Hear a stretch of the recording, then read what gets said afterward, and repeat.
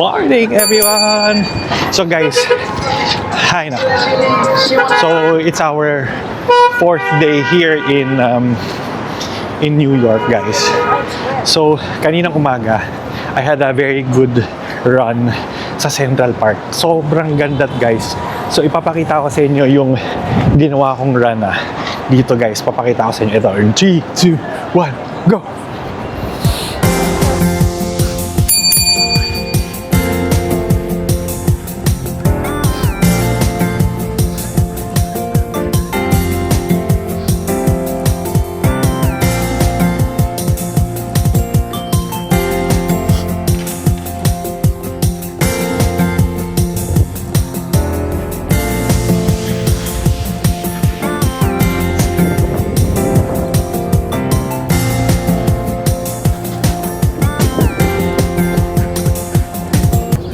So guys, katatapos lang natin ng run natin dito sa may Central Park.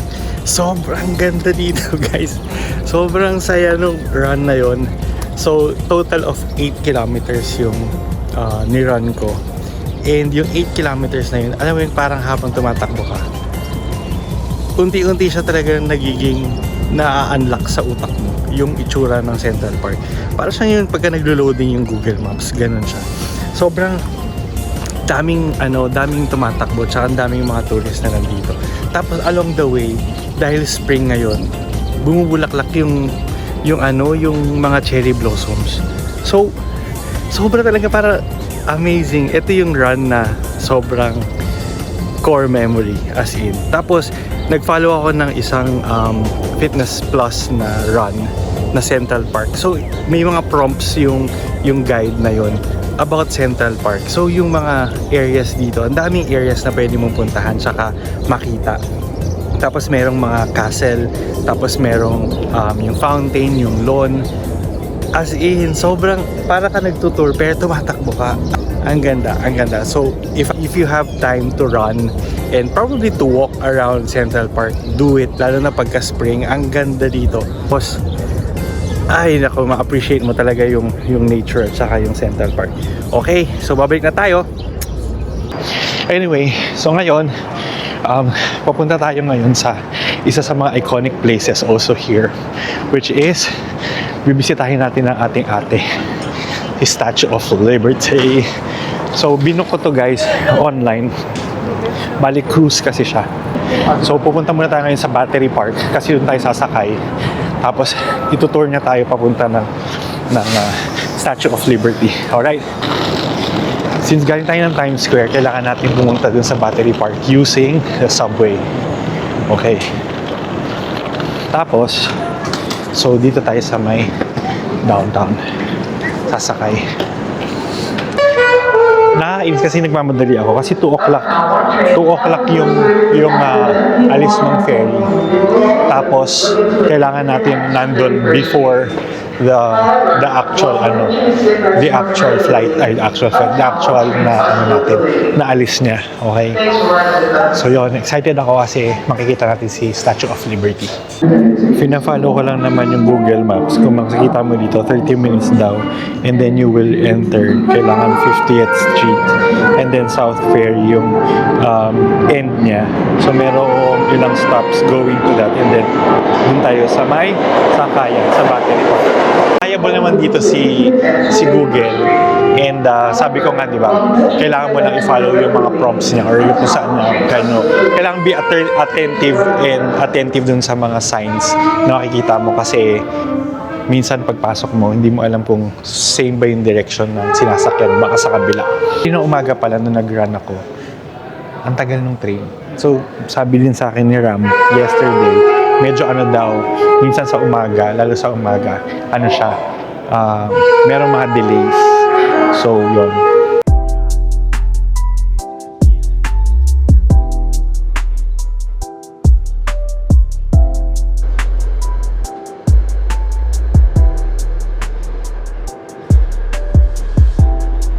The next stop is Rexter Street. Stand clear on the closed doors.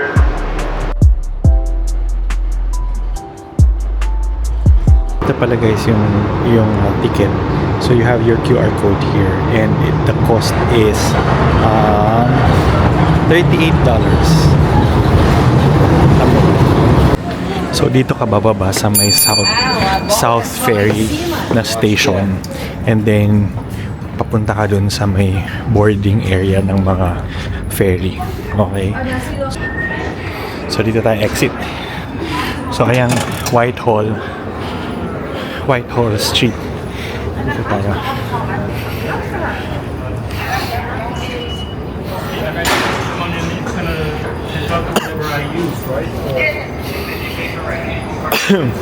Yung Battery Park, dito yung sakayan ng mga ferry going to the Liberty Cruises. So hanapin muna natin kung saan yung... It's a nice day guys. Sobrang hangin. So guys, medyo nakakalito dito kasi marami mag-o-offer sa'yo ng mga tickets. Tapos kasi nga na-purchase ko na yung ticket ko online. So dito kailangan hanapin mo yung binilihan mo ng ticket. Guys, tama naman pala yung binilang ko ng ticket online. So kung may QR code ka na, pwedeng hindi ka na mag-line up dyan. Pero pwede ka din bumili ng ticket. So ngayon, pupunta na tayo sa may boat. Tapos papascan na lang natin tong tickets natin. So medyo dapat early kayo dito. Kung baga, kung nabili nyo siya online, maganda sana na tignan niyo kung kailangan pag binili nyo online yung tickets nyo, kailangan dapat at least 30 minutes kayo before your departure. Kasi if you figure out nyo pa yung kung saan kayo sasakay and all, tapos yon minsan may mga mag-o-offer din sa inyo dito ng tickets. So better kung bumili kayo or bumili kayo talaga dito sa may Clinton Castle. Doon na kayo bumili diretso para at least yun, di ba? Hi. This one? Okay. So ayun, so chinek niya. So ito ang QR code. Meron ako. Tapos wait na lang tayo dito sa departure. May bag check din bago ka mag-board ng cruise. They will check if of course your bag, your everything should be checked bago ka mag-board nito Miss Liberty. Ayun na siya, nakikita ko na siya. Amazing!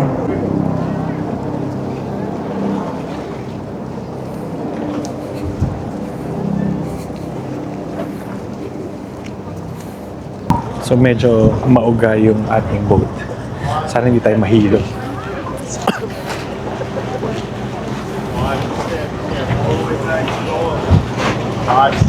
Thank you.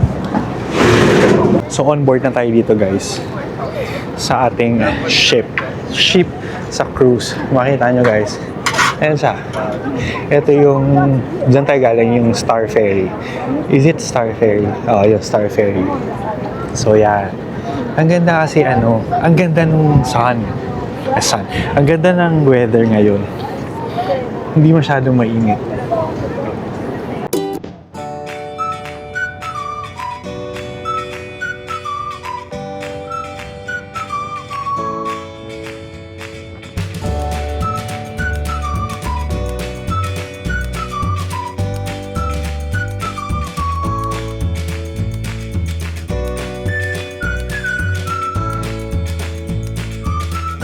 Andito na tayo sa cruise.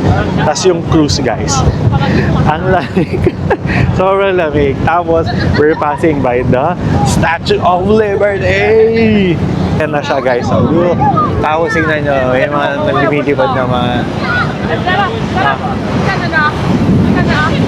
ayan sila. Ayan.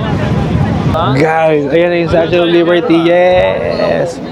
So, ayan siya guys. So, ayan siya. Oh my God! Tingnan nyo guys. Guys, tingnan nyo siya.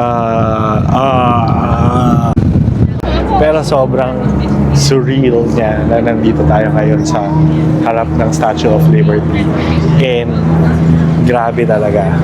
As in first time. Sobrang saya. Ang saya. So yun yung Manhattan, guys. That's the Manhattan. Diyan tayo galing. Tapos noon, ito yung Statue of Liberty. Tapos pumunta tayo sa Staten Island. I think we'll disembark dito sa may Statue of Liberty mismo. So, andito tayo guys, nag-disembark tayo sa may Liberty Island where yung Liberty is. So, mag-stay lang tayo dito for a quick one before we go to the next island, which is Ellis Island. So, dito muna tayo mag-picture tayo and pakita ko sa inyo. Ano siya, a lot nyo guys na parang mga 3 hours yung total ng pag ikot-ikot. Kasi may mga timings din yung boat papunta dito, hindi siya available. I mean, hindi siya ganun kabilis na kadalas. No? So may timing yun. So dito sa gilid, ayan yung museum, Statue of Liberty Museum. Yan. Parang maganda doon. Pero eto na si Statue of Liberty. Oh. Nasa likuran natin. Nasa likuran tayo ni Statue of Liberty. Tapos ang lamig guys, sobrang lamig. Like, freezing cold. Buti na lang nag-jacket ako na medyo makapal today. So yan. Color ano siya? Pagka tinignan nyo siya talaga, color green siya. I think dati daw bronze yan. My memory serves me right. The color of the actual statue is bronze. Kaso because of oxidation, dahil sa rain, ganyan, naging color green siya. That's why it's now the color of the Liberty. Parang iconic na rin yung color niya na yan. The weather is so nice to go around dito sa island.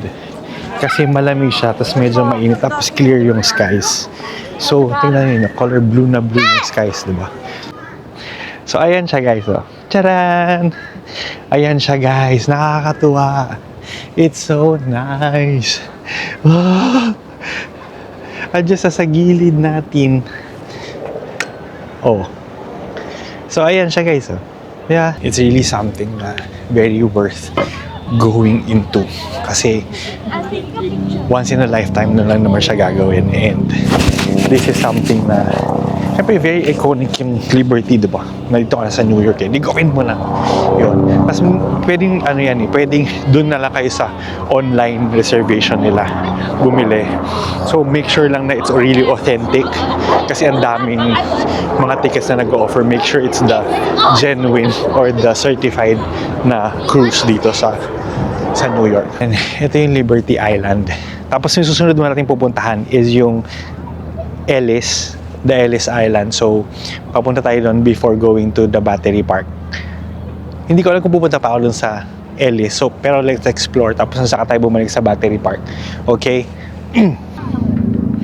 O, tingnan mo. Ayan siya. Yung pedestal. Ay, ang pedestal daw na yan na kung saan tumatayo si Lady Liberty is already 10 feet. 10-story building already. 89 feet na siya. So ayan na, sabi nga nila, why is the statue green? So sabi niya nga is because of the air. And the skin is made of copper. So tama ako, it's made of copper. Pero because of the oxygen in the air, it undergoes a chemical reaction called oxidation. Oh, tama ako guys. Kaya siya green guys. Kasi copper nga. And because of the air and the rain and everything. Ayun nga, ang sabi nila, it's very iconic and a symbol of power for the Americas. So isa siya sa mga iconic na landmarks dito sa US is because it's a symbol of power and liberation, right? I can't pass the sail away. Sunny skies were on our way. Feel the breeze, feel the sway. Good vibes coming every day. Blue waves calling out a name. Sunsets never look the same. Dance all night, play the game. Memories we will never tame. On a cruise, life feels so bright. Under stars and Ayan yung mga sasakay pabalik ng New York. So guys, andito naman tayo sa may Ellis Island. So the Ellis Island is actually a symbol nga of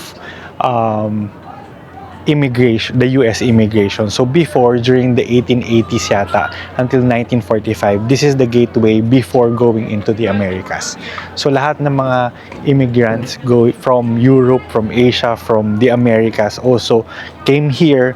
Nearly 30 million or 50 million people came into this island before they go to the, ito yung immigration nila dati, technically.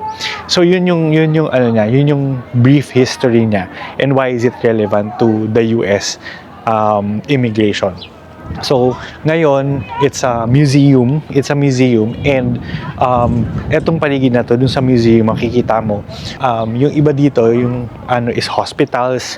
Kapag ka merong mga may sakit na pumapasok ganyan, they will be placed doon sa mga hospitals muna na yun, tapos before they go into America.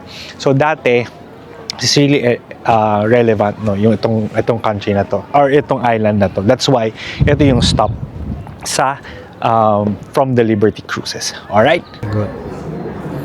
So guys, kaya siya symbol of US immigration story kasi nga, yun nga, it's the entryway going into America. And nearly 30 million people entered US between 1880 to 1945 through this route, through this island.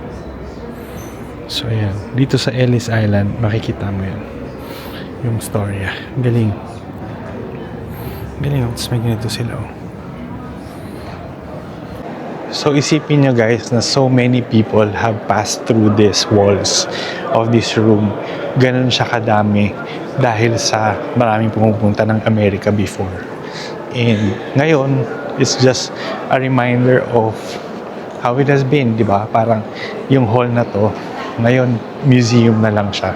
Kasi ganun na siya ka-free, no? Na pwedeng pumasok yung mga tourists and immigrants in the US without passing through these walls na, no?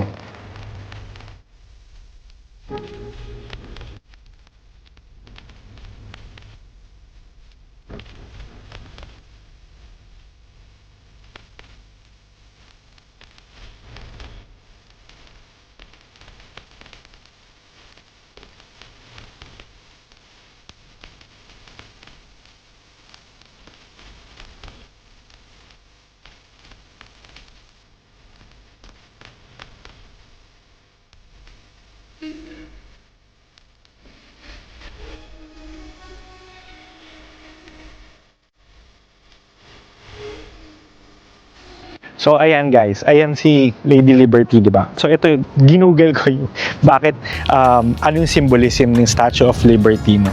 It is liberty of enlightening the world. Represents freedom, democracy, and the United States alliance with France. So before, it symbolized, and even up to now, it symbolizes the end of slavery and oppression through broken chains at its feet, while the torch symbolizes enlightenment and the tablet represents the rule of law. Ayan guys yung hospital nila. Actually, sabi doon kanina, it's the hospitals dyan.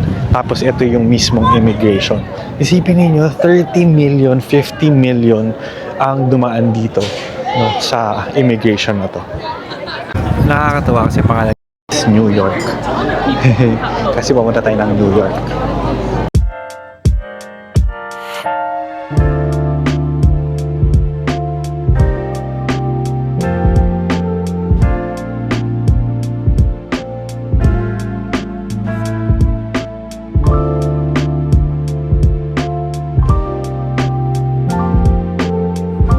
Ayun, tapos na natin yung Liberty Island or Statue of Liberty cruise.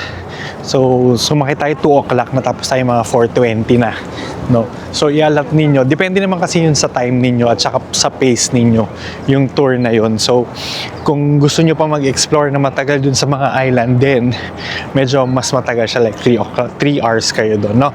So, ano naman siya, at your own pace yung tour. That's why, magdali, at saka maganda for us, no? Lalo na kung hindi ka naman nagmamadali, then you can explore that. Pero sobrang lamig at this moment, guys.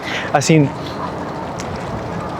at this moment, at this time, it's April, sobrang lamig. It's springtime pero ang lakas ng hangin.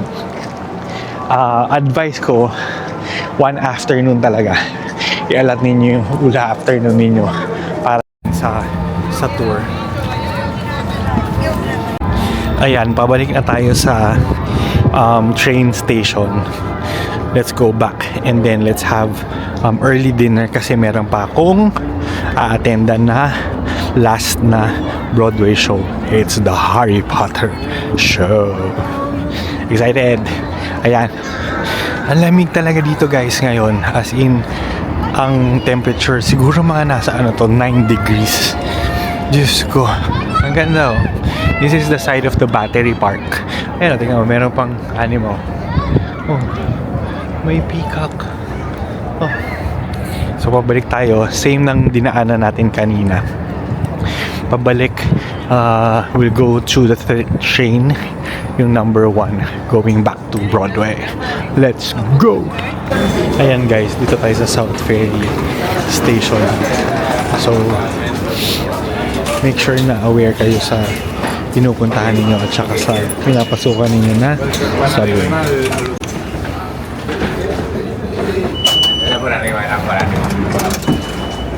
Ayan na naman ulit ang Times Square guys. I'm so happy na dito ako nagstay kasi ang lapit niya sa lahat ng mga gusto kong puntahan. If mahilig kayo sa Broadway, I think it's recommendable na dito kayo magstay sa mga hotels at Times Square. Harry Potter, let's go! Dito tayo kakain guys, Los Tacos. Ayan, buti na lang hindi masyadong walang pila at papasok na tayo. Okay, let's go, let's go. Sin cebolla. Menos cebolla.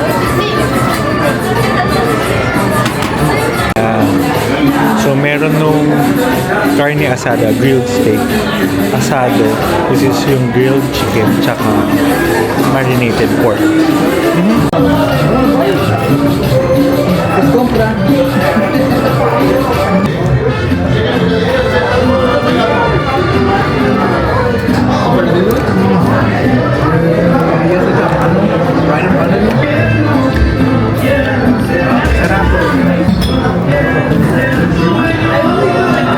Ganyan siya, ang daming tao pero mabilis lang naman kumain yung mga tao kasi it's ano lang naman, finger food siya. Sobrang sarap niya guys.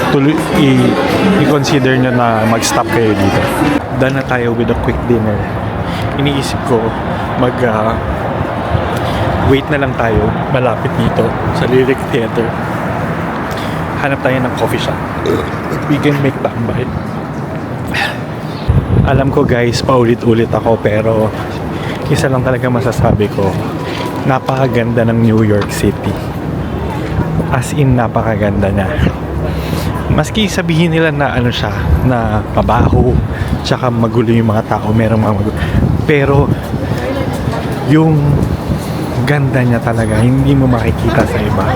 Tsaka iba even if Makati, hello, tsaka Singapore, iba ang charm ng New York, as in.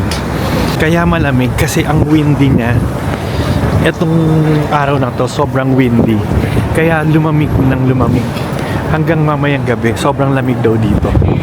So, mamaya pag lumabas tayo, kailangan natin mag-bundle up pa. So guys, ito yung marami pwedeng bilhin. Okay. Nagugustuhan ko nito. Welcome to the show, folks. Pressing is above on the two middle screens. When you're ready to make a purchase, the line.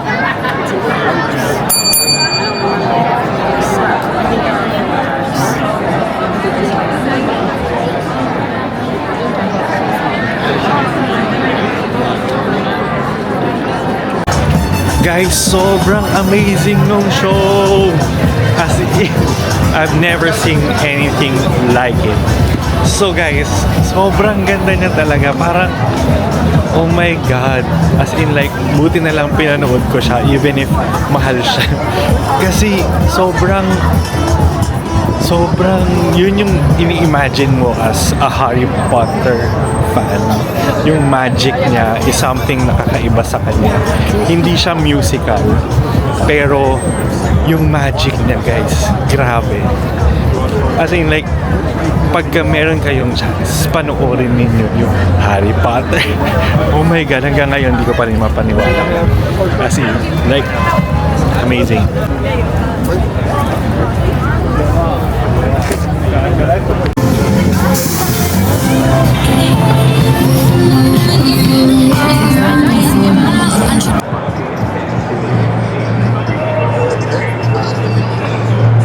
Ayan guys. So, tonight is our last night here in New York. So gusto ko lang magpasalamat guys sa pagsama sa akin dito sa New York. For today guys, sobrang saya yung ginawa nating Liberty Cruise. Tapos yung tumakbo ko kaninang umaga. Tapos ngayong gabi, yung Broadway na pinanood ko, yung Harry Potter. Sobrang worth it. Today is really a good day. So, alam mo yon, bukas I'll be flying to Canada. Pero I think I left my heart in New York. Wow! Sobra guys, sobrang saya. And I would say, si New York yung isa sa mga dapat puntahan ng mga tao. Sabi nila maraming maingay, madumi, mabaho, ganyan. Pero guys, sobrang ganda niya. Huwag niyo pabayaan na hindi kayo makabisit ng New York sa buong buhay ninyo. I'm really thankful to be here, and siguro sabi ko nga, kung may babalikan ako, isa ito talaga sa mga countries na, or states na pupuntahan ko ulit sa US. Sobrang vibrant niya. Siguro lang gagawin ko ng mas maaga sa trip ko para may energy ka, kasi ang dami pang pwedeng gawin dito sa New York. Dumating na ako sa point na parang medyo inaantok-antok na ako, tsaka napapagod na ako. So, kasi midway na tayo ng trip ko in the US, and I think kailangan mas marami kang energy pag nasa New York. Anyway, ayun guys, nawala yung aking mic. Pero I just want to say thank you very much for watching this vlog, and see you on my next one. Alright, let's go! One last look.